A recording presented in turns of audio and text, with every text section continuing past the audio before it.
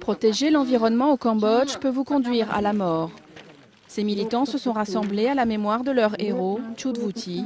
Il se battait contre le trafic de bois et a été abattu en avril par un agent de la police militaire alors qu'il collectait des preuves de destruction de la forêt.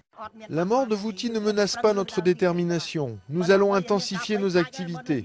Nous avons peur, mais nous ne pouvons pas continuer comme ça. Nous devons poursuivre la lutte.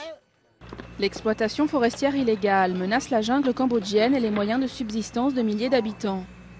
Les groupes de défense des droits de l'homme jugent le gouvernement responsable de cette situation. Les autorités ont attribué des concessions forestières à des entreprises proches du pouvoir, y compris dans des zones protégées. Pour surveiller les forêts, Vuti avait mis en place des patrouilles citoyennes dans différentes communautés.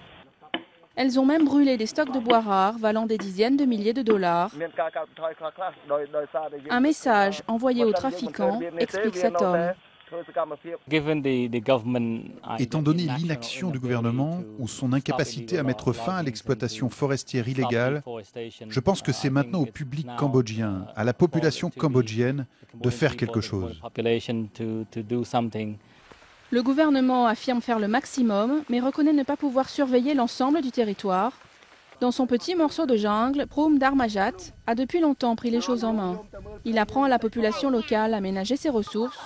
Même si les arbres les plus rares ont déjà disparu, il essaye d'empêcher l'abattage de ceux qui restent.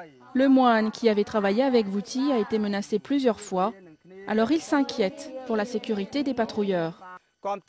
Je soutiens les patrouilles pour protéger la forêt, mais la question qui se pose, c'est ce que doivent faire les gens quand ils voient quelqu'un commettre un crime contre la forêt. Nous devons trouver une solution pour que le sang ne coule pas.